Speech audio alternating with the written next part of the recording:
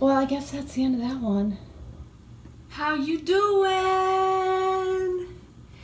It's Lana in the house. Woo! Is it hot in here? Woo-woo! I swear. Hey, everyone. Hi, Cheyenne. Hey, Lupita. Hi, Dawn and Starlyn and Amanda. Mary Alexander, thank you for sharing, and everyone else. Steffi, Linda. Hi there, everyone. Hey, Tom and Susan. Whew, and Lexi and Marina. Who else is in here? Hey, Marcy. So good to see you all on this beautiful Friday. Free flow. Hey, Eric. Free flow in Follies. Let me have a sip of water first. Hey, Karen. Mwah!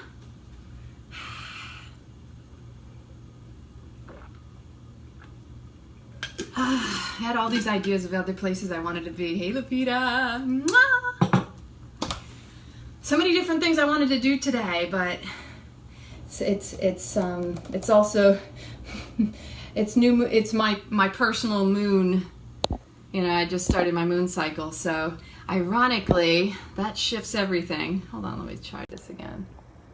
Ooh, look, that's out my window. Ooh, and that's what this looks like. That was weird. So, hi Jennifer, thanks for joining. So as you know, most of you already know, sharing is caring. We just never know. Hey Tanner, whose life we're going to touch by hitting the share and clicking on invite. Who out there might need a little inspiration, upliftment, support, right? This is empowering others. And sometimes whatever I have to say that touches you may touch another or something else in them. You know, we all need to come together to build this high vibe tribe. It's all about really uplifting the world through our own personal growth and experience. And when we work on ourselves, it ripples out like waves. Thanks for sharing, Karen. The more you share, you don't realize what you're doing is creating this larger energetic vortex. It really moves things so much faster for everyone. Sometimes we think, well, I'm afraid of what other people will think. Who cares? None of our business. If they don't like it, tough. Because in the end, it's not always going to be what someone likes, but it might be what they need to hear or see or whatever. You know, like there are times I've been confronted. I didn't necessarily like the way I was confronted, but I'll tell you what, it triggered something in me. It inspired me to move forward in areas of my life. You know, like they say, when one door closes, an even larger door actually opens for you, you know? And so even recently I read about how, well, maybe it's not just about the door, but the room that is opened to you. Thank you, Jennifer, for sharing. So yeah, I'm super thrilled and excited. My sister and I sat down earlier today, and she expressed that she wanted to stay with me if she wanted to help me and also be there for me, which really touched my heart and really made my day so much more beautiful. Because I want to tell you, if you don't pray, if you don't believe in the power of prayer, I'm a living testament. I don't know how many times I have prayed myself and asked others to pray as well for me. I reached out to many of my goddess sisters. Hi, Michelle. Thanks for joining. And I actually posted, we have a special group that's closed, and I said, could everyone just pray for my family? Because right now is a very trying time, and everybody needs a little bit of extra boost, right? And I had already expressed that I didn't want to impose myself on what others should want to choose. And so when she told me that she wanted to stay with me, I was even more overjoyed, because I said to her, I wanted to support whatever it was you chose, and so it makes me even happier that you chose to want to stay with me. Hey Bob, how are you? And for me, that's an answer to my prayers. It might be what I wanted. It could have turned out that it wasn't what I wanted, but either way, I was going to support it, and it was a beautiful blessing. So I get to have my sister with me even longer, for who knows how long. However long she can tolerate me. But truly, it's an opportunity for both of us to release a lot of grief and just be funny, and also let our own inner child in each one of us to come out and play, because we get playful and silly. It's been a playful day. Hey Andy, thanks for joining. And I mean, because I've been giddy anyway. I've gone through some emotional stuff. Well, it makes sense. It made sense a couple days ago. I was having my own little pity party, and then I was like, yeah, I know my cycle's coming. So I had to remind myself this morning, oh, well, that explains the pity party. I don't always have such an extreme pity party, obviously, and I don't always go through such an emotional time around my cycle. I do notice heightened awareness with my intuition when I'm closer to my cycle and around my cycle. I also notice my dreams are off the charts, sometimes, you know, very fortuitous, literally like I'll dream something and the next day something out of that dream is popping up. And the same with my meditation and what drops in. So yeah, that was my beautiful gift this morning, and it really, as you can tell, started my day out really beautifully. Hi Chrissy, thanks for joining, as well as our playful late night follies, me and Tom. It totally wasn't planned. It was just like, wait a minute, I'm still awake. Well, you know, we should, well, yeah, I wouldn't be surprised. I wonder who else would be up to go on Facebook. Come on, let's do it. I don't know. Okay. And I had so much fun just playing because I was in silly mode anyway. And it wasn't even my silliest moments. I know that for a fact. But, you know, this little light of mine, I'm gonna let it shine. This little light of mine, I'm gonna let it shine. Let it shine, let it shine, let it shine. Right? And that's what popped into my awareness. And hey, I love that, London Calling. You're right. Good song too. Hey Rachel. Thank you, Tom. So yeah, I was like, wow, you know, my heart is singing, seriously, if you couldn't tell. My soul is soaring. I did wake up, you know, I'm going to be honest. I told my sister this. I said, she goes, are you okay? I said, well, the chickpeas got to me last night. Because when I get close to my cycle, sometimes I have these cravings I really should listen not to. What does that mean? It means the craving is probably like, you know, let it be. Stay close to your hydrating foods. You know better than that. But I had the chickpeas, and chickpeas are great. I love them, but I also tend to, they cause a little bit of a backup thing. So my belly was like, and I had this knot here all morning. And I'm like, ooh, okay, well, it's okay. I know you'll move eventually.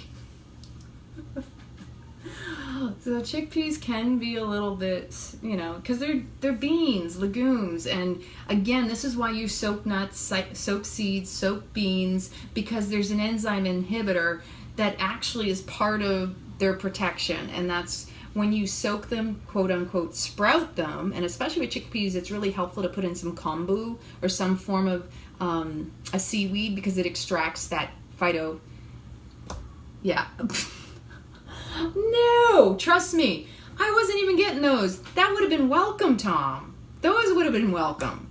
No, this was like, we're stuck. We're not even moving that. It wasn't even letting that go through. So, yeah, so,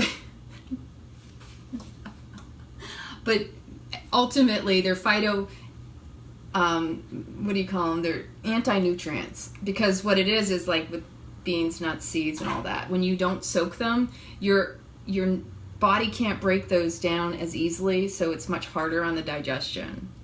Yeah, I know, right, Jennifer? Hummus, and I don't know if it's the salt in it. Hey, Gaylord, nice to see you, dear. You know, I didn't even think about that. Thanks, Tom. That's a good idea, actually. He says that, but I actually have stuff, and I just need to get molds to put those in. That would be a great idea. Sprouting nuts and other things that could then eat them without being congested. You know what, Dawn, I find personally when I do my own stuff, it's a lot better on my body. That's why I prefer to prepare my own meals. I showed you yesterday in the video that I used Oasis brand, and they're really tasty. But I think, if anything, I needed to hydrate more. We had been at the beach. I needed more hydration. Again, everybody make sure you get your water. Have some water. That's my Boston accent. There we go. Some water.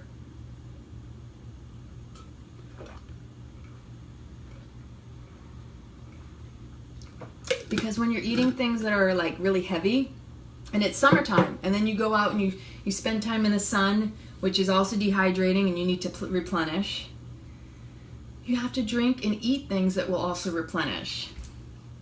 I hope all of you had a great week. Don't use the weekend to give up on your goals in the bubble bath. Whoop, whoop. Tom, if you want to join us, you are more than welcome, hun. I'm telling you, I love, and especially if you like to, create, I love, this is my kitchen, is my alchemist laboratory. Hey, Christine, thanks for joining.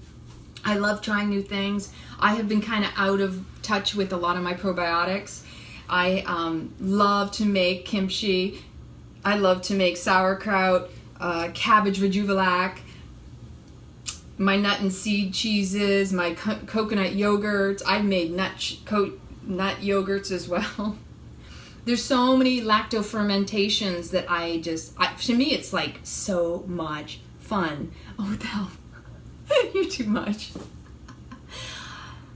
I think I got that one down.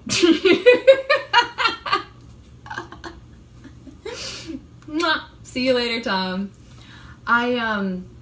But yeah, the lacto-fermentation, to me, it's so cool to be creative because there's just so much you can make that's beneficial to the body. And again, you got to kind of experiment and learn and play with food and, flavors and sensations, because you start to trust your intuition when you start incorporating all of the senses, right? So when we breathe more fully, we become more in touch with our life force, our prana. Hey, Heather. Right? So it's all about really engaging in all that we do. Whatever you see, you taste, you touch, you hear, it's all essence, right? It's all energy.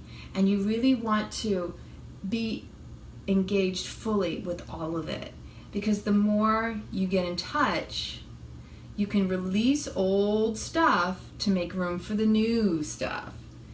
And for me, I get excited. I guarantee you there's a nervous edge, but because I've been through it enough and it gets easier and easier as time goes on, but the discomfort becomes more excitement. That when you're like, ooh, something's coming up, ooh, I don't know, ooh, wait a minute, I remember, this is the feeling I get right before some miracle happens. Don't give up before the miracle is what I always say. If you give up before the miracle, you're losing out to, like you've held out this long, you only got a little further to go. When you're at those last moments of, I can't do this anymore, that's when the surrender comes in. That's when it's like, soul takes over, the miracle arrives, and you're just like, oh, wow, can you imagine if I didn't just let it happen? If I tried to go in a different direction, where would I be now, right? So you got to be in the moment is where you need to be, not freaking out, right? Oh my God, I know, Chrissy, and I know you know this, the best place to go is not Whole Paycheck. Although for here, there's some things you can find in Whole Paycheck or Whole Foods, as many know it. Some things you can find there that you're not going to find elsewhere that are cheaper.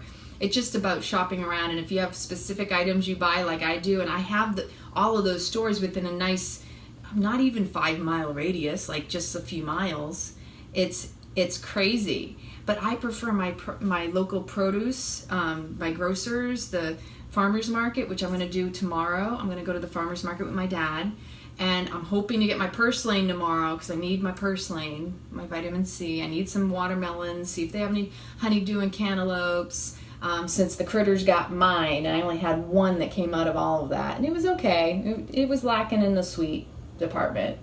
Yeah, I'm serious. Go for it, Chrissy. It's all yours. I'm sure it wasn't original. I heard it from someone else, so I'm just passing it on, paying it forward. No pun intended.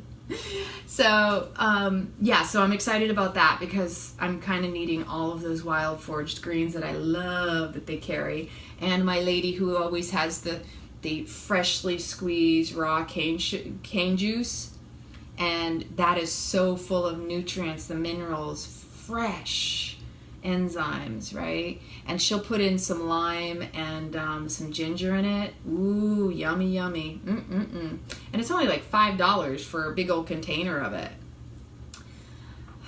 Yeah, well, she's in the UK too. Yeah, in the UK, it's double our price. So when you think in terms of the pound, it's like double your money, right? So something that would be maybe those 3 items here is $10. That's the crazy part. That's one of the things that when I went to the UK and I saw the price, I'd see, you know, the cost of a coffee was crazy to me. Oh, it's €2.50 or whatever. Well, it's $2.50 here, but it's really $5 there for us. So you're going, right? And so I mean, it's fine if you're translating your paycheck as being the same, I guess. I don't know. Mentally, it's like, ooh. So, and you know, cost of living everywhere is just, it's risen to such a degree, right? We're all trying to do the best we can. And you can be frugal, but at the same time, you can also make wise decisions. And you know, a lot of people will say, well, I can't eat healthy, but they don't actually take the time to research what that encompasses. And I do a lot of online buying. I buy a lot of my herbs, bulk herbs, for example, spices and stuff like that on places like Vitacost, Amazon Prime, Swanson, Lucky Vitamin. There's some others out there that I price compare, and they'll give you coupons, free shipping for, you know, you have to meet certain requirements, and sometimes they'll if you leave here's a little trick. If you leave your cart full, they'll send you an email a lot of times saying, hey, did you mean to leave your cart full? We'll give you 10% off of your cart if you come back and finish. Just a little tip. Not on Amazon. Amazon pretty much, yeah, you got to just, you do a search and then you got to see, because sometimes you're going to get it from different vendors, but the same product, right? So it's about shopping around. I do a lot of Star West or Frontier. There's some other herbs out there that have great products, herb companies. Oh, but Banyan Botanicals is a good one as well, for the Ayurveda herbs that I use. And yeah, it's shopping around. It's just becoming aware of what's available to you, right? So what else are we going to talk about today? Let's see. There's always the food. Always about food. But today, and I almost wanted to talk about some Diva Cup diaries, because today being the moon cycle. Are we all ladies in the house? Because this could get a little humorous, and you all can relate and appreciate. Has anybody out there tried the Diva Cup?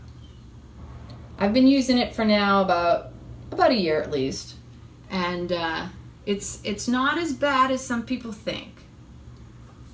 You know, I wonder if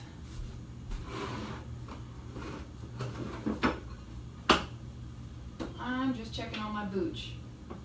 Sometimes I gotta make sure that everybody over here is safe, because when I see a fruit fly, I don't know if it's because of the fruit that's in the house or what.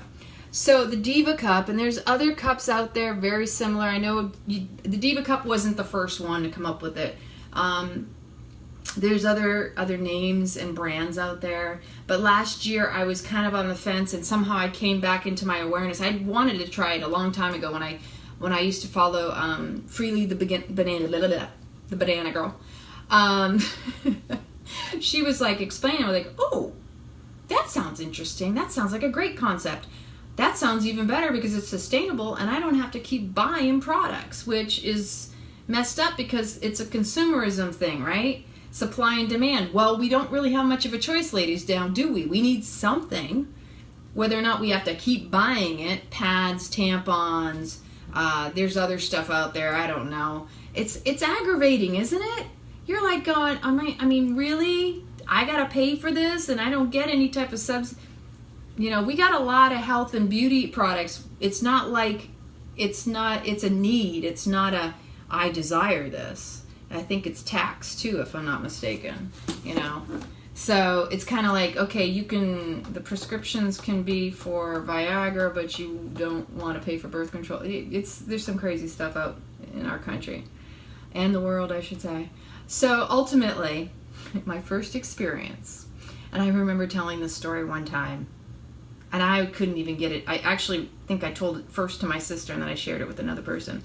I was literally rolling. It was just so funny, and I'm going to see where I can remember how this goes. So I get this, and you've got the paperwork.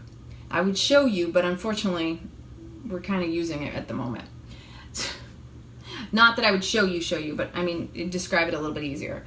So you've got this cup, and it's this particular, I think it's made from silicone, and there's a little tip on the bottom. Now, the thing is, the tip is helpful, but it's not as helpful as you would think, because you really need to get on up in there.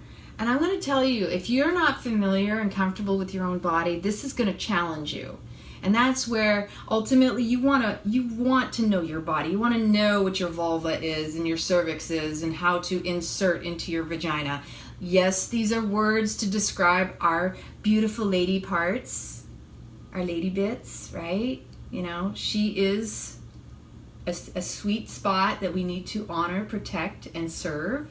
And she needs to be taken very well care of, right? So ultimately, I get the instructions and I'm reading them and I'm like, where's the picture? I need pictures. So I'm looking at the picture and I'm like, okay. So ultimately it's telling you, and here's the best way to do it. This is the best way I could ever explain. Hi, Irene. Is in the shower is going to be the easiest way to insert it.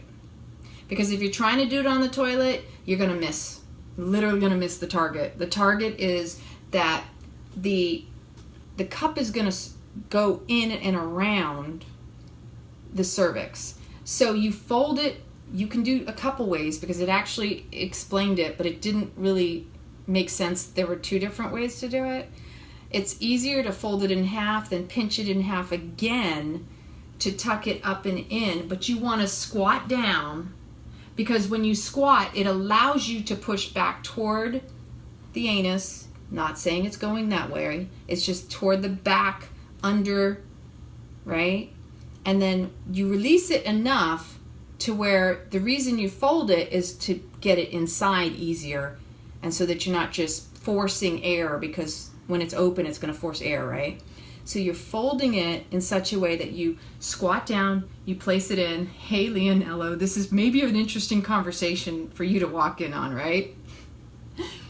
And then when you release it, it tells you to turn it like all the way around. Hi, Michelle. Yeah, so and it's interesting too, because you're like, you got to put it into practice, because the instructions make you go, huh? So here I am, first time, and I'm like, okay, here we are.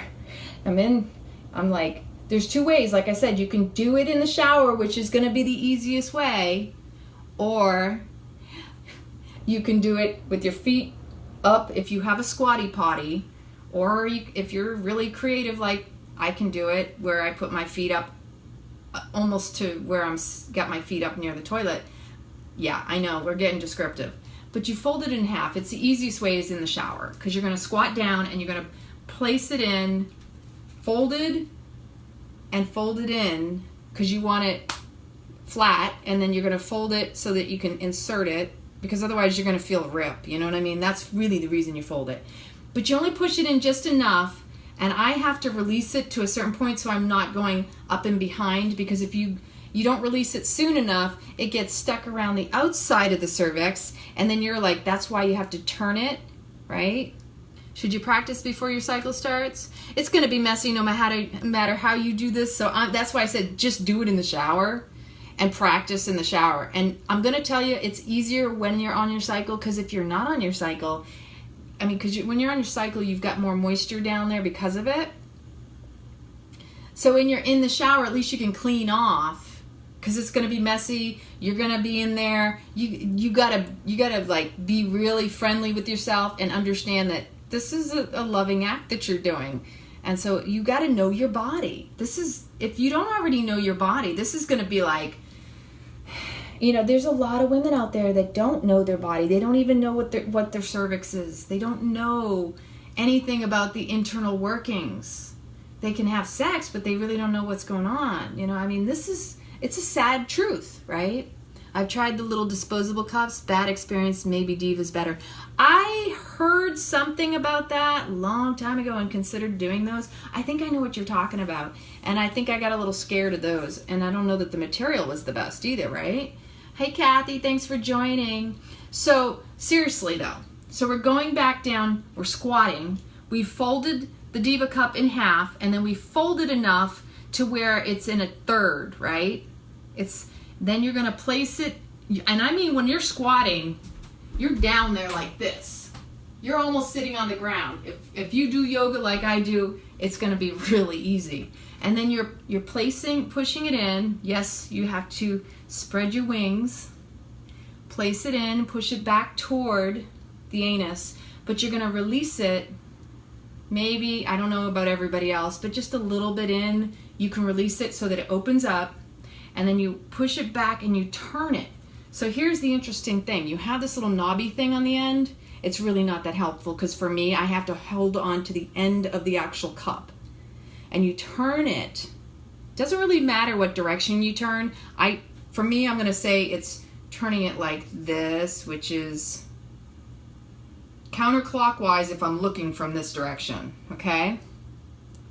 Yeah, it's the cervix is that, yeah, no, the G is not there. It feels like a big thumb inside, right? When you reach your finger in, and you can actually take your finger and circle around it, right? On inside, right? So when you go up and in there, because the G spot's more up toward the front, it's behind the wings and all that, right?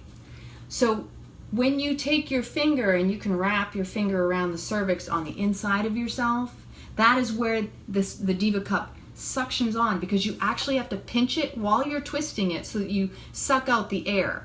Now, here's where I was going. It was a little comical my first time. So I'm like, oh, hold on a minute. Ooh, wait a minute, we're not on it.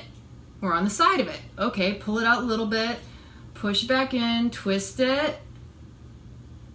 Then it suctions on. Okay, we're good. Now, you can do one of two things. Depends on how you want to handle it. You can buy yourself a second one to make life easier, because unless you're next to a sink to clean it, it may be a difficulty while you're out. If you're like me, I like to rinse it out and clean it. I actually save it and put it out into the earth first. Not first, but I save it in a bowl or a jar or whatever, and then I bring it outside and I put it outside. It sounds like a lot of work, but let me tell you, once you get it down, it's so simple.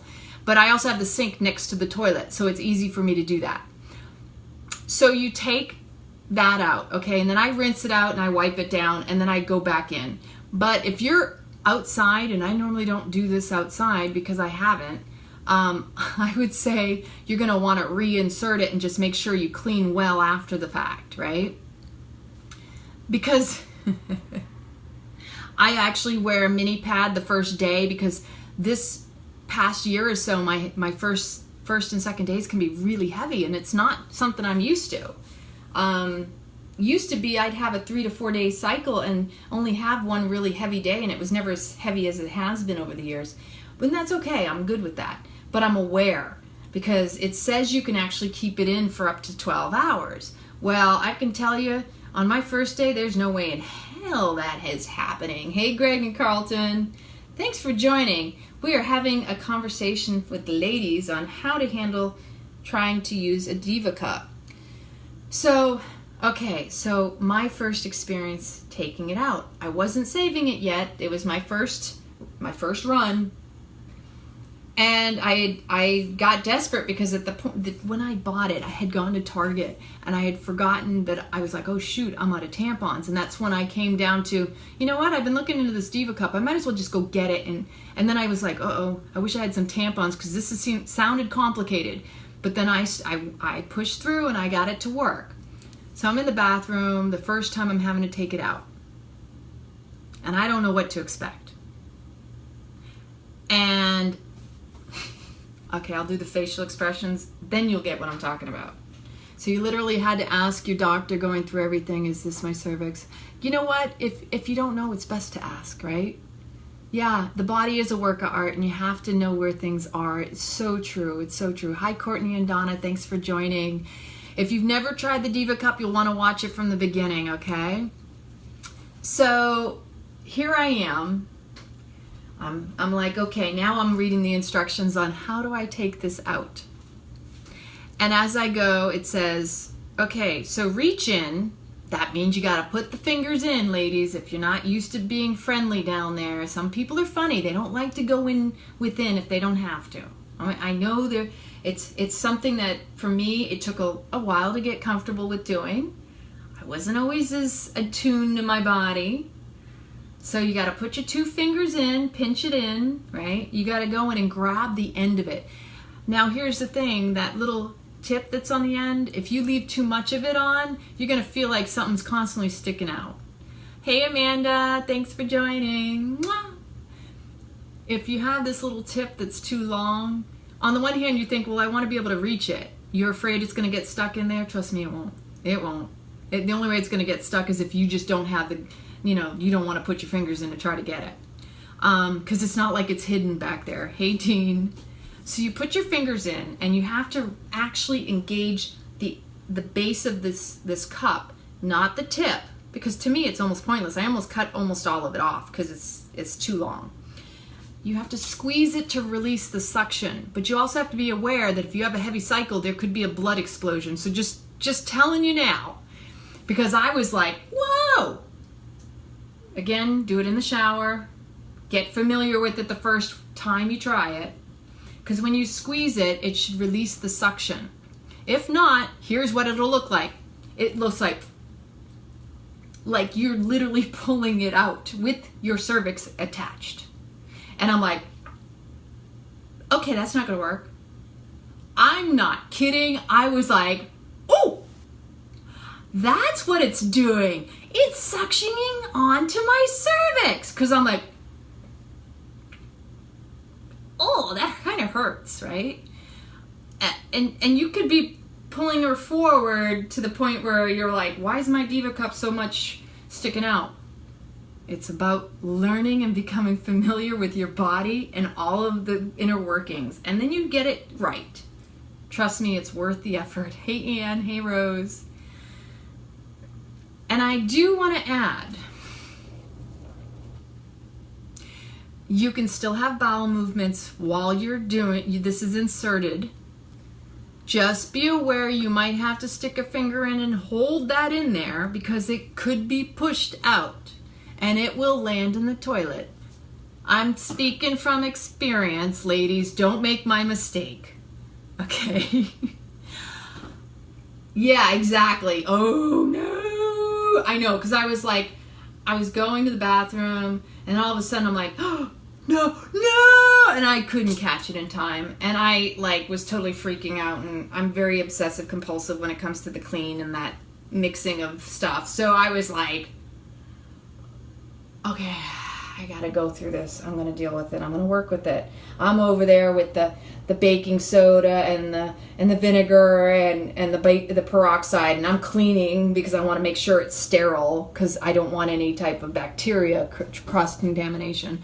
Yes, that's how obsessive I could be, and probably worse than that actually. That's at least two washings, right? And another girlfriend and I were talking and don't, whatever you do, either keep it to an enclosed circle, where if you're going to have a spill, it's not going to be on your floor because it gets messy and nobody wants a blood stain anywhere, right? So like I said, shower for the first time whenever you're taking it out and putting it back in because it's going to make your life a whole lot easier.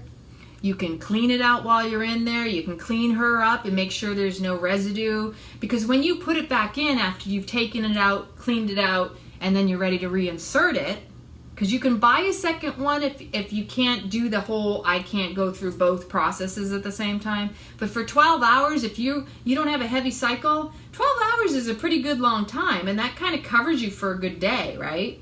And if your cycle's light enough, you can go a little longer. Just be ready to clean up. I don't know about anybody else, but I do like to clean up a little bit more frequently. I don't like feeling like there's something in there for too long. But yeah, you go in the shower and it's so much easier because then you can freshen up. And I always say, when you insert it, use your finger, make sure it is completely suctioned on there properly. Squeeze just enough to make sure the suction is on there when you first insert it. And then when you go to take it out, make sure you squeeze and twist to release the suction, because otherwise you're going to be pulling yourself out. Okay?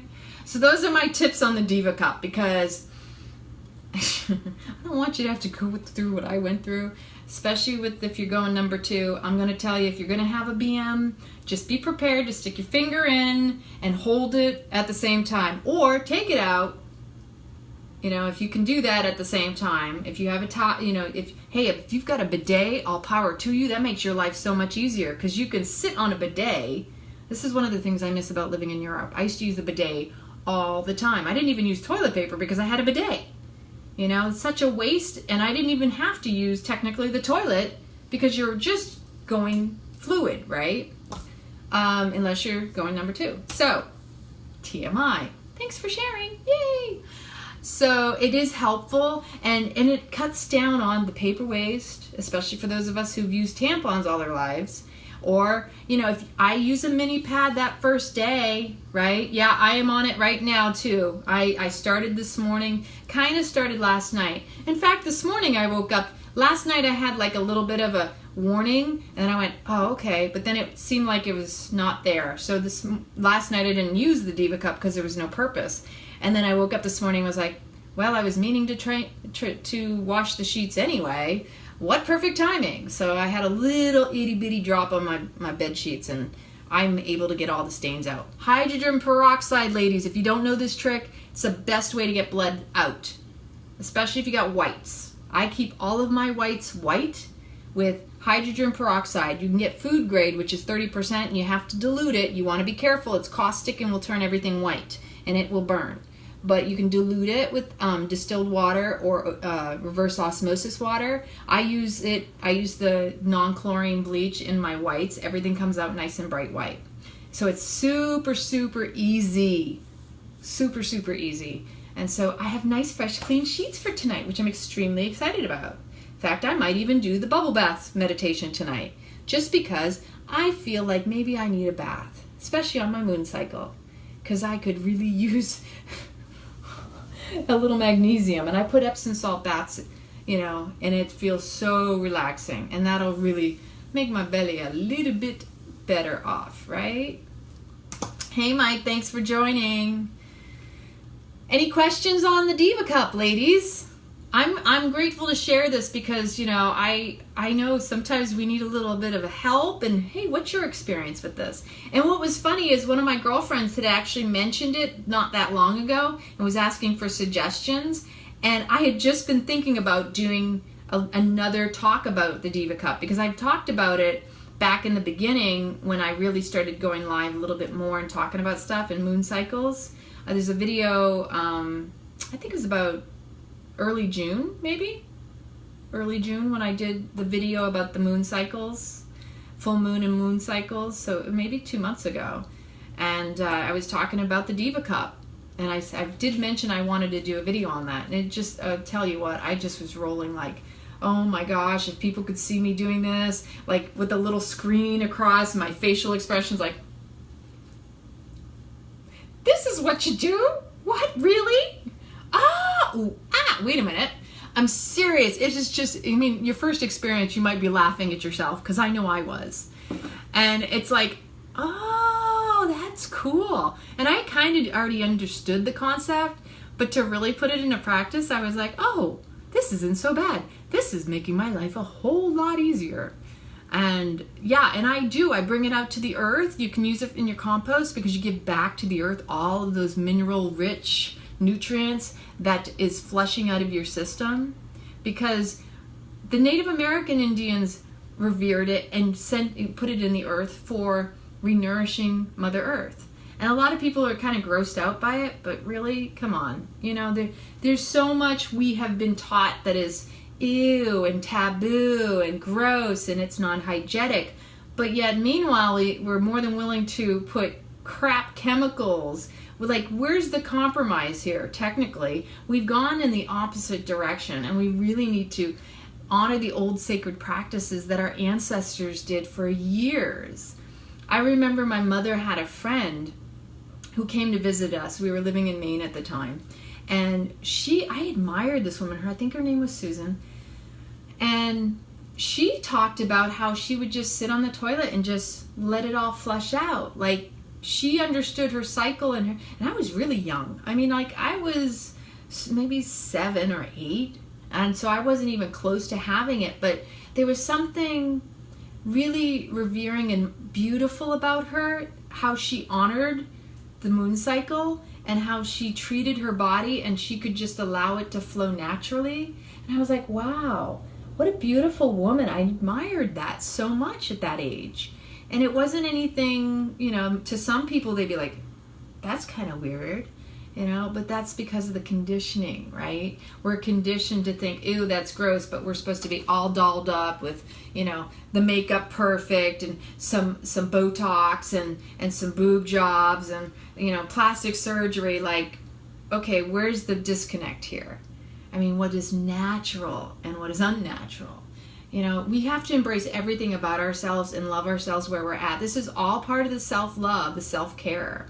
And when we return to what is natural within us and we start to go, oh, what a beautiful body, what an amazing, amazing natural rhythm that my body is in sync with. It's phenomenal what the female body, oh, look at you, little buggy. This one of my flies. Sorry. I almost had you. I should have got you when I saw you over there. So, I mean, hey, Sandy, thanks for joining. So, yeah, it's really like, wow, let's go back to Mother Nature. She really knows what's going on, and that's all part of that self-love, self-care, right? And it brings you back to your whole center again in the moment.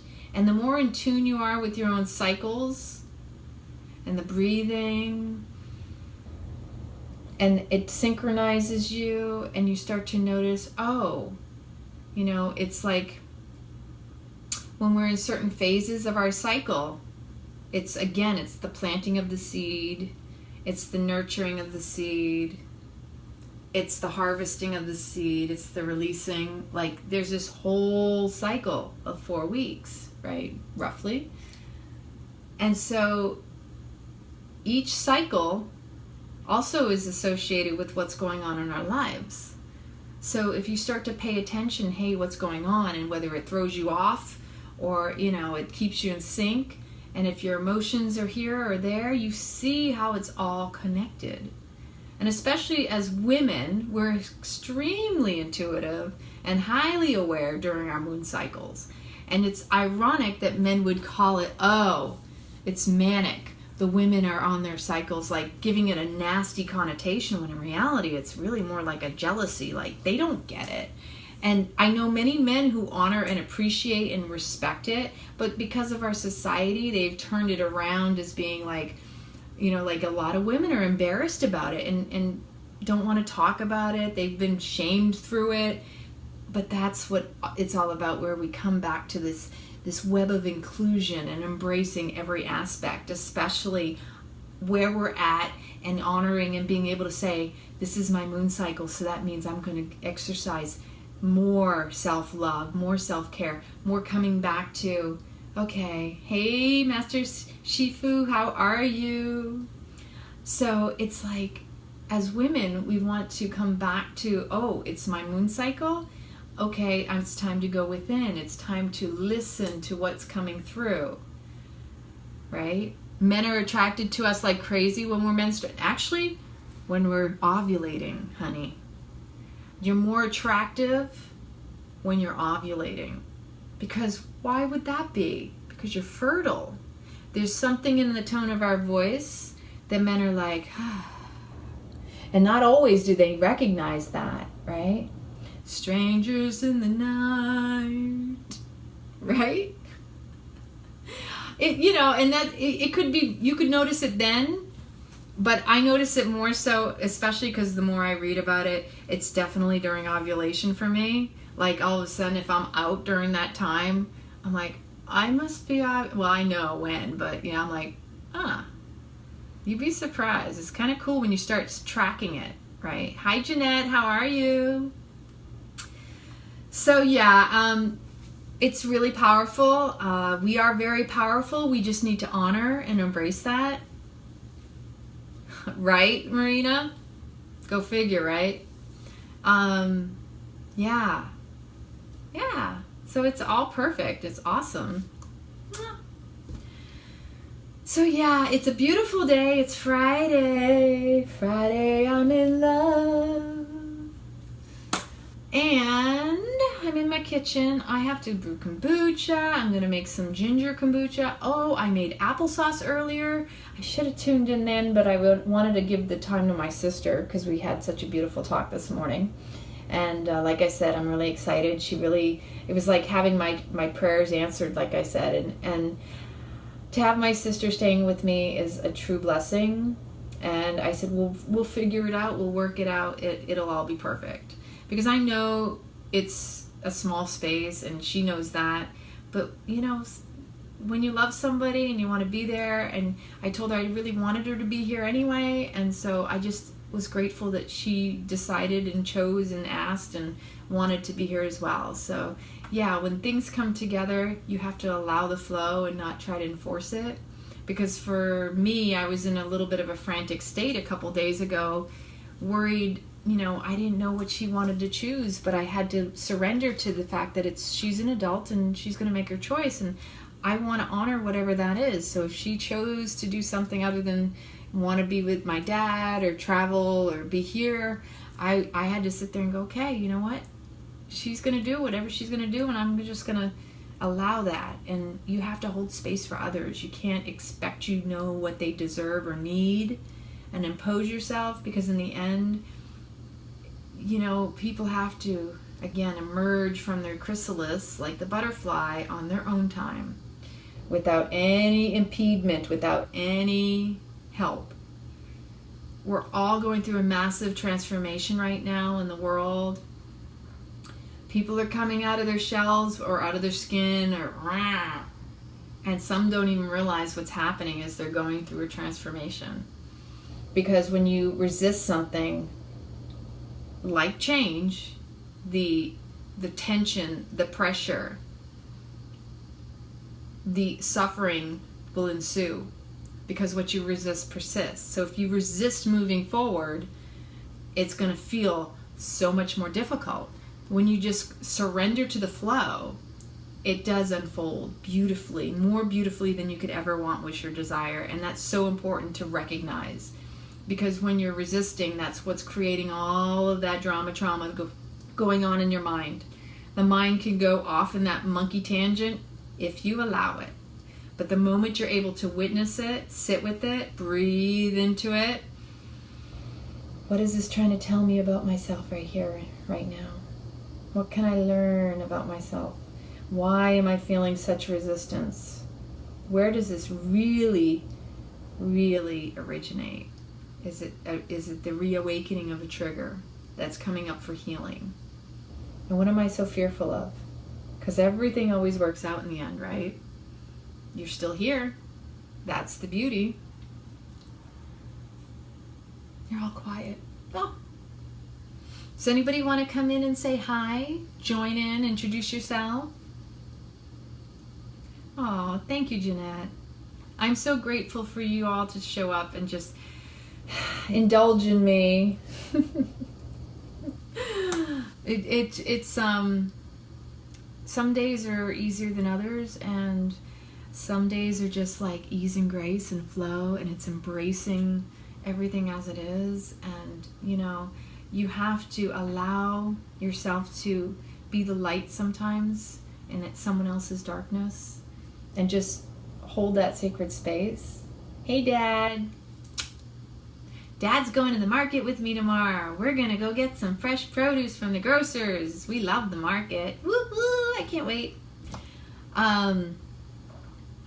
And so, yeah, I find that the more you try to force somebody or impose your views on somebody, you're actually holding them back. And so if you have this vision of somebody that you think they should do this, try to release it, because all you're doing is actually causing them to be imprisoned in your story, right?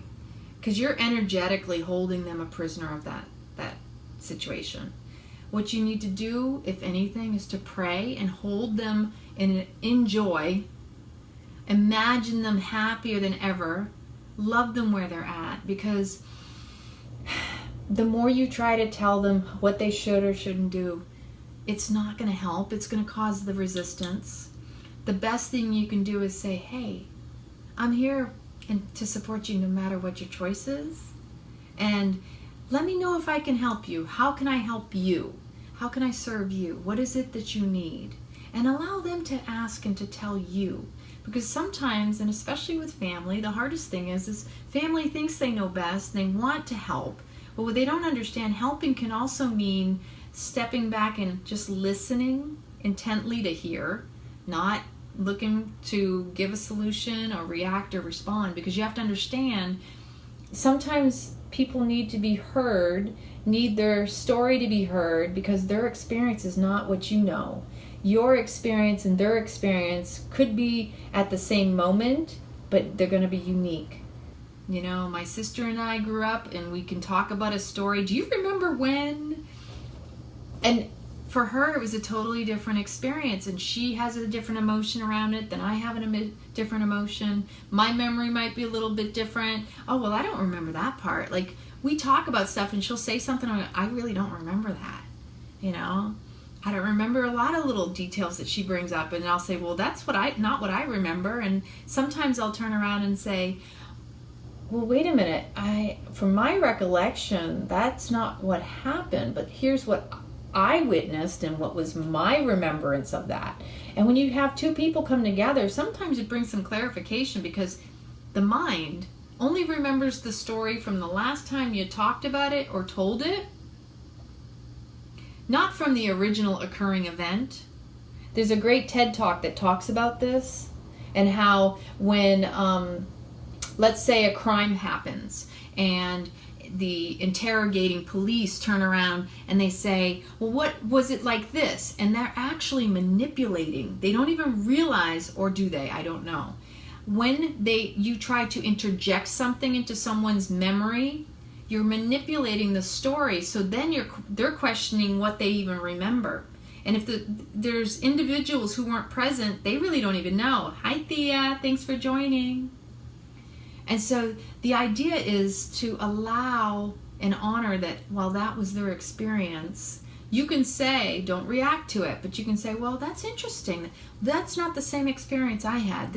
And you have to be calm and just have a dialogue, which means equal communication, equal listening, equal receiving, right? You have to speak and be listened to, and listen and be spoken to, right? So, ultimately, it's honoring that everybody has a different experience, and you're not going to change it by saying that's not what happened. That is never going to change anything, because guess what? That experience that they just told you was theirs. You telling them that it's right or wrong doesn't change what is their truth and what they've lived. If you believe this happened because that's what you feel your experience was, what you remember of it, the emotion is still in you, nobody can ever say, well, that's not what happened. And I've had that conversation numerous times, like with my mother. Thank you, Thea, for sharing. I appreciate you so much. Thank you. I had a conversation with my mom years ago, and I said, you know, she used to say to me that, you know, nobody ever helps me. No, you know, I have to do everything on my own. And I was like, and I've spoken with my sister. I said, you know, I talked to her one time, and she wasn't always open to hearing what I had to say. But one time I was able to say, you know, Mom, I just want to share my experience. When I was growing up, you used to say a lot how nobody would ever offer you help and that you were always doing everything. I said, but you know what? I witnessed numerous people who would offer to help, and you would actually say no.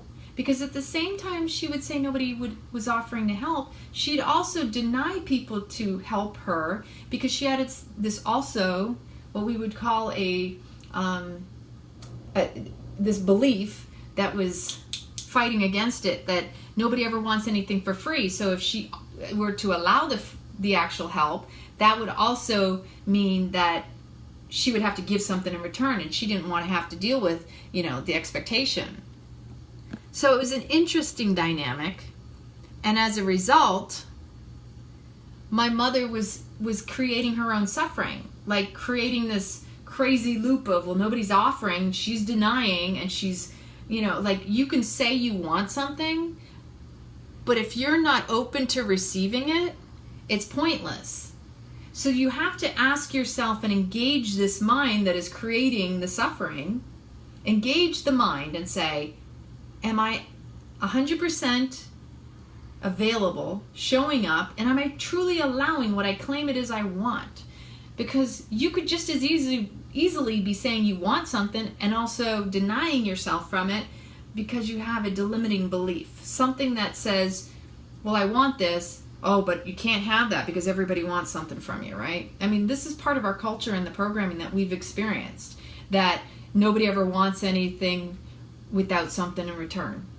Like nobody gives without something in return. There's an expectation, and that's not true. That is so untrue, and it's unfair, because when people offer to do something from the kindness of their heart, you have to honor and appreciate them for even offering, right? And not only that, but the blessing is in allowing them to give it to you from their heart, and that receptive communication, right? Always saying nothing good ever happens in her life, but when good did happen, she was suspicious. What's bad? Yeah, exactly. And I know exactly what you're talking about, Thea, because I witnessed that in my family as well. Oh, it's something good. Nothing good ever happens. That means the shoe's going to drop, right? If something good happens, there's something bad around the corner. Well, I think that has a lot to do with a lot of the religious beliefs too.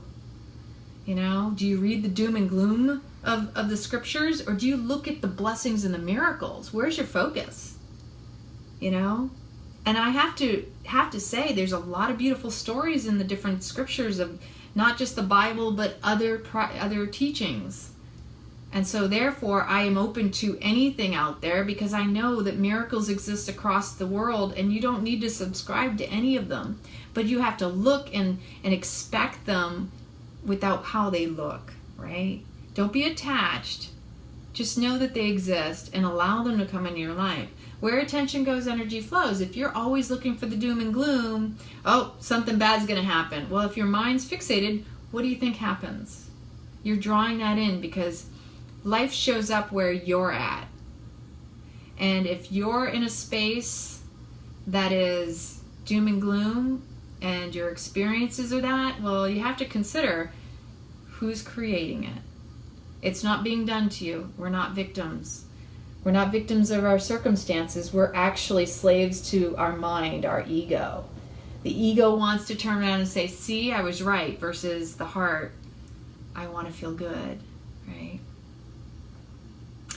So yeah, it's really a lot of dedication and devotion to cultivating that self-love and the nurturing, and recognizing, oh, there goes my mind again, right?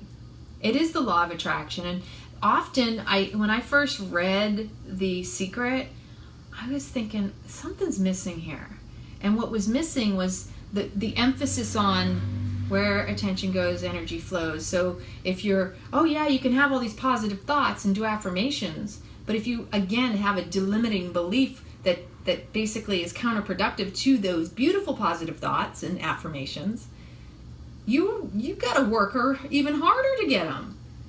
The true law of attraction says, hey, it's not good, it's not bad. Wherever your attention is, whatever you're focused on is what you're drawing to yourself. And that means the crap. If you're watching the news and all that crap that's on there, all they're doing is feeding you propaganda, and you're feeding it. You're making more of it. You're contributing to it. You want solutions? Focus on them, but don't turn around and focus on the problems. You can fake it till you make it. Exactly. And it takes time to make it. So you got to keep on that dedication and devotion of, okay, my mind's going in that negative train. Bring it back. Bring it back to the positive train, because every time you witness it, it gets easier. You change where the mind goes, and you say, let me give you something to work on.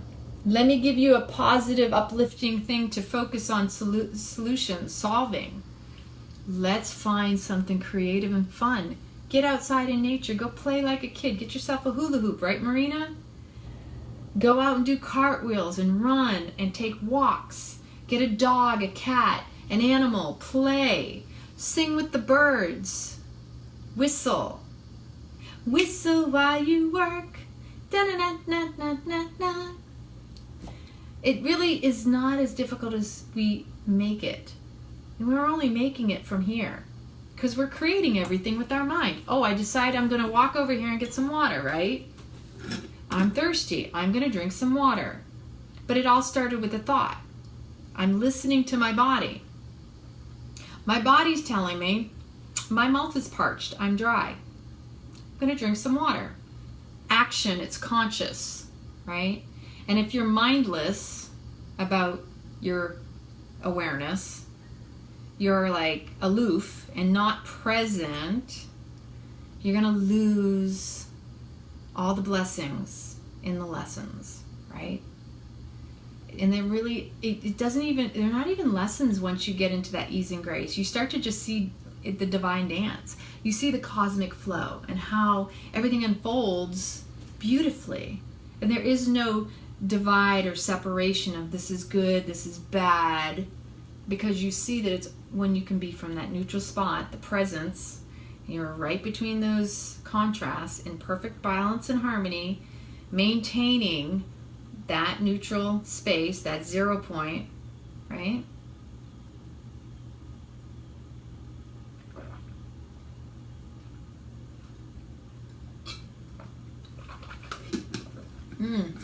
So I was munching on all sorts of food earlier.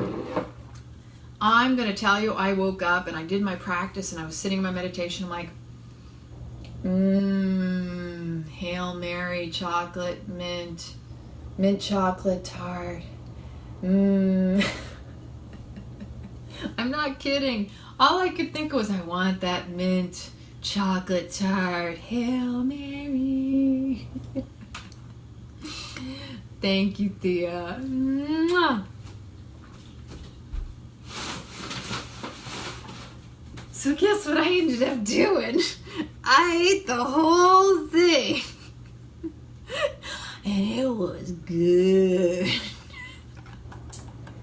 I may be really giddy later.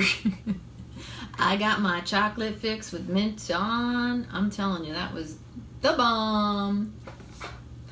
Yum diggity dog, right? Yeah, you know why I say diggity. So when I was a little girl, my mom said I used to call dogs diggity. Mommy, look at the diggity. I have no idea, but I'm sure it had, I probably overheard someone say hot diggity dog or something, because that's the only thing that I could associate with that, right? So yeah, that didn't last. And they were on sale at Earth Origins, which is the most expensive of all these little health grocery stores that I go to, for $2 for $5. So that's $2.50 a piece. A lot of times they're like 2 for $6 at the other one, and that's $3 a piece. So I'm like, I'm gonna splurge on myself. And then I stopped in there looking for the baba ganoush today, and they didn't have it yet. And they had those other Hail Mary little bite things, and they had cookie dough, and they had this other one with dark chocolate. And I tried one of each. My sister tried the cookie dough, and she's like, oh my God, it's sweet. But it was good, because it brought us back to cookie dough ice cream when we were kids, right? And I'm like, oh, but they're good, but they're sweet. You know, like it was a little bit much for me. And so I, of course, need to counterbalance that, because in the evenings, so like during the day, I prefer all my sweets and my fruits and things like that. In the evenings, I really prefer to shift over to the greens and the more savory foods. I don't like to do sweets at night because it'll keep me up and make me really goofy. Okay, I'm already goofy, and I really love that about myself, and I accept that. I own it. Dee, dee, dee, dee. But I almost forgot. Darned if I didn't put that in the freezer. So this is the picture. I made applesauce for my sister and I this morning for breakfast, and then I put some of the granola in it for her. And this one's frozen now, so it's gonna have to sit out for a little bit. I was gonna use the rest of this particular pitcher so I can make some kombucha flavors using it, because I made half applesauce with lemon, some ginger, some vanilla, a little bit of cinnamon and allspice in it, and yum. Oh, I love it. I haven't made that in a while. I almost forgot I used to make that, because sometimes I'm just not making all the foods I used to, because I eat so much simpler sometimes that I'm being reawakened, you know, like I'm like, ooh, I feel like changing things up and kind of returning to some of my old recipes. So that requires me to pull out some books, although I haven't had to yet. There's some things I do want to start making, and I'll share with you. So yeah, and then I decided I'm going to put in some peaches. So I poured half of it in a jar in the fridge, and the other half I filled up with 2 more peaches in addition to the applesauce. And oh, yum yum! Ooh, it smells so good too. So I'm going to use that and some kombucha tonight when I'm brewing my kombucha. That'll be a little bit later. Hey there, Renee. Nice to see you. Mwah! So that was so far my day, and then we had our talk, and then we went out and we had to pick up a couple items, and I had to go pick up my MRI films, which they had misplaced, but the ladies were so super sweet.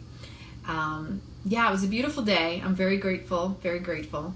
Can't be more grateful than showing up and just breathing this precious life force, this prana, right?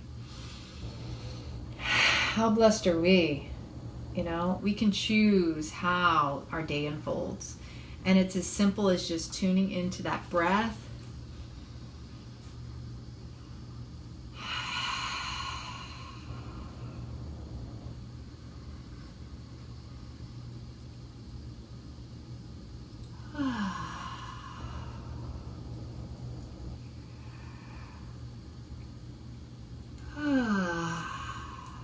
Life is so good. It really is. It's not as difficult as we think it is. It's just that we've become enslaved by our own mind. And the mind is the one that says, oh, but it's so hard. It's so hard. Oh, woe is me. See, I was right. See, they were wrong. It's not that difficult. It's just, it's how you, well, it is. If you think it is, then it is. And so ultimately, it's all about flipping the switch. Change your perspective, change your life, change the way you think, change your life. Start with patience. Hey, Stephen. Because patience starts with self. And in order to move forward through life and have patience with others, you have to cultivate it within yourself. And that's all that self-love, right? Exactly. Yep, exactly. The simplest gratitude, change your underwear, right? Yeah, how many mothers out there say, make sure you're wearing clean underwear?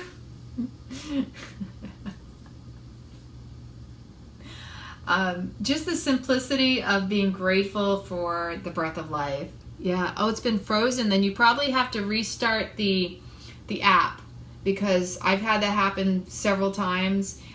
You either have to close out the app or even reset the entire phone. Reset the phone. Hey, yeah, Stephen, it's been an awesome day here too. The weather was absolutely gorgeous, but hot. Not as hot. It was 103. Was it yesterday or today? I don't even know. I really was in this funky space today because I woke up with the chickpea misa, the chickpea hummus, and I had that little knot in my side, which created this tension and tightness. And I was like, oh, I hope my chiropractor can fit me in, which I won't be able to get until Monday, but it's okay because it's kind of shifted. And I was like, when it's that bad, it gets up into my shoulder and my neck, and I was like, creaky hurts. It's not like it was this morning, but it is still a little tight. And that's actually what happens with constipation. I'm just going to put it out there. If you suffer with physical pain, ask yourself, am I eliminating all that toxicity, or am I stopped up and stuck in here? And this is emotions, right? And so I've suffered with IBS all of my life since I was a kid, and didn't realize a lot of it was the foods I was eating. It turned out I was allergic to gluten and wheat, and also I won't touch soy. I do corn on occasion, but it really doesn't do so well with my body either. Yeah, you have to really kind of, again, come back to the body awareness. This is the self-love that you're cultivating, and recognizing that I should be going to the bathroom at least once a day, if not 3 to 5 times a day. And that may sound extreme to some people, but it should be ease and grace. I mean, like, you go to the bathroom, you're not sitting there for too long, you're not like going too quickly. It's just like, oh, I have to go. Look, I went. I'm done. Because our toilets aren't even designed properly. It cuts off the circulation in our legs, right? Squatty potties. One of the best things they ever came out with, because what did their ancestors technically do before the toilets? They squatted because it makes it easier to eliminate. Peanuts, corn, GMOs, and unripe bananas. Oh my, exactly, right? I have to be so careful about all that stuff. In fact, I didn't even know about bananas being unripe being an issue when I was younger. And I remember being in the gym years ago in Italy, and one of my girlfriends saying, I can't eat bananas, they end up binding me. And now I'm looking back and thinking she wasn't eating ripe bananas. And I probably wasn't either, because I kind of had the same problem. But it was because the bananas were more like these, right? Now everybody out there probably thinks this is a ripe banana. This is how I used to eat it. So it's kind of between that like gritty feeling on your teeth and that, sweetness. But a true ripe banana still, it has to have spots on it. These aren't even remotely close to a ripe banana. Right? Anybody agree, disagree? I know you agree. If you're eating healthy, you want that banana to be turning brown, because that's where the sweetness is. That's where all the nutrients are. Hey Lucy, thanks for joining. Steve, and I remember your mom, Auntie Mary, she'd be like, I'll take the brown banana. It's funny how our parents and our ancestors knew what a ripe banana was. And it wasn't yellow. It was when it starts to spot. All those spots are a great thing. It means it's aging, it's ripening.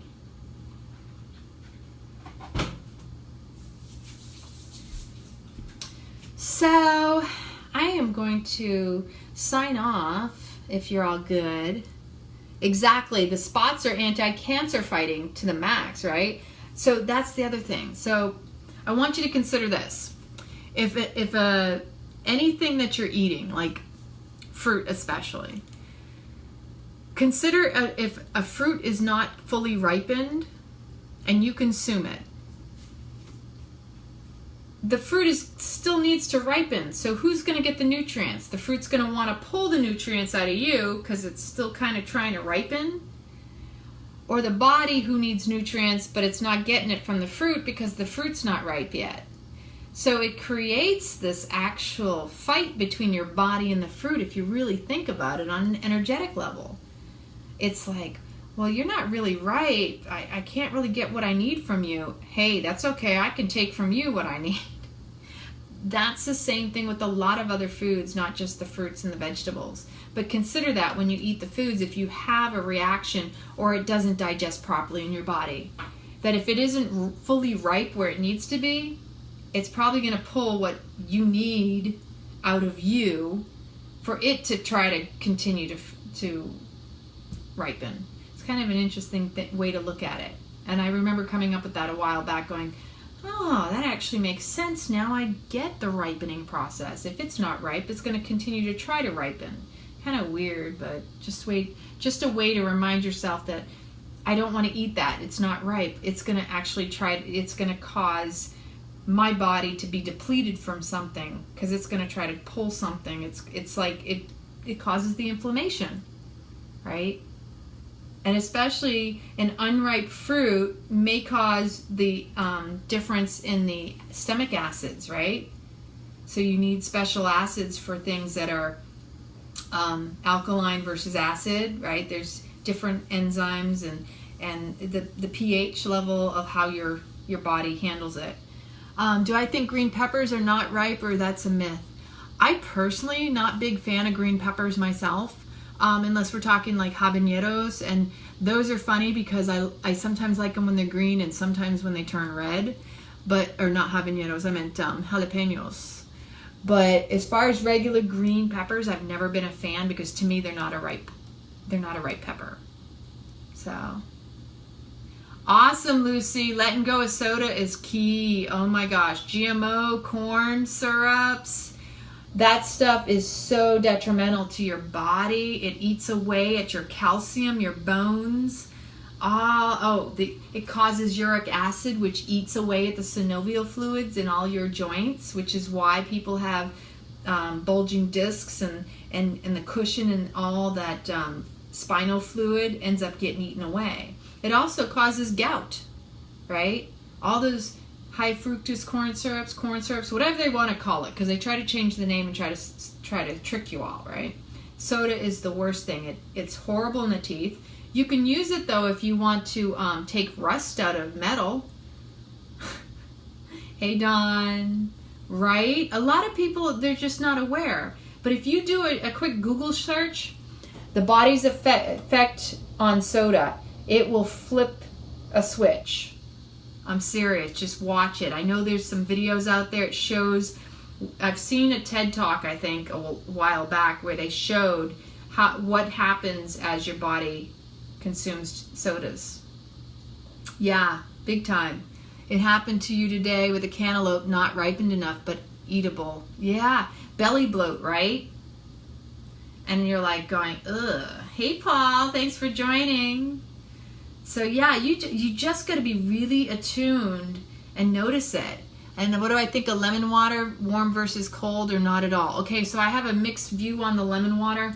I think lemon water is great in warm water because cold is a shock to the body.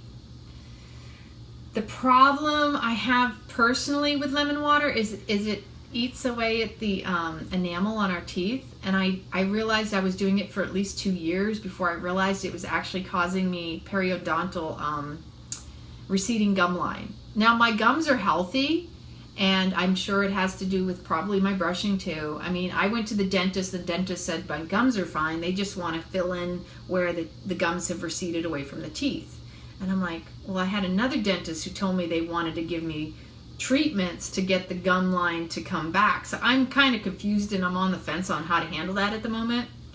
But ultimately, lemon water, you want to be really careful. Maybe it's better to use a straw if you're going to do it, but always in warm water because your body wants room temperature. You can do a little warmer too. It'll help. Yeah, exactly. Use a straw. But at the same time, cold anything, and yeah, we all like ice cream, and I say ice cream, nice cream. We like things that are cold smoothies and things like that. But the cold is not necessarily the best thing. It's a shock to the system. The body goes, whoa, and you know what? We choose our battles. So just listen to your body. Thanks for sharing, Lucy. I appreciate it.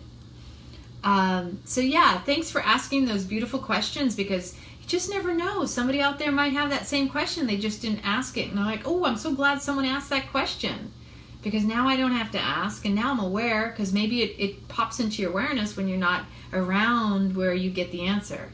And everything's divine and perfectly around. When you're ready, when the student is ready, the teacher appears. It's so beautiful how like you think something and all of a sudden it appears in your awareness, or you're like, wait a minute, that was cool. That's how miracles unfold. That's the ease and grace of life. That when you start to have a thought and then you see it manifest, like, I wonder what, and then you're like, there it is. There's the answer. There's the gift, the blessing. It's beautiful. That's where you're being in the present moment. When you're able to witness the thought and then to turn around and see it manifested. Mwah! You're welcome, honey. So yeah, this is the beauty of life. I truly, truly appreciate when someone asks a question that I know somebody else is going to benefit from. That's why I say sharing is caring, and the more you share, the more people benefit, and we're all uplifting one another through our own experiences. And again, that web of inclusion. We spread that light, we spread that information, and it ripples out. Right? On the wings of angels. Thank you for sharing. I truly appreciate it, all of you. So I hope you have an amazing Friday evening. I hope you're having a beautiful day. I am so grateful. I feel so blessed. I have my sister here, and I get to spend quality time with her. And yeah, and to me, that was an answer to my prayers. So thank you, Dawn. It really shows the true beauty, and you know what? If you're not someone who prays, trust me. I'm my own personal experience. I can tell you, they are answered. All you have to do is trust and allow. Pray, but also allow it to come to you with the intentions of, well, you know what? I'm open to receiving it too, right? So I love you all. Have an amazing evening. Have a beautiful Friday. Sweet dreams. If I'm not online later, we never know. I might be able to sleep, I might not. I love you from the bottom of my heart. Big hugs and kisses. Mwah, mwah, mwah, mwah, mwah. Night, night.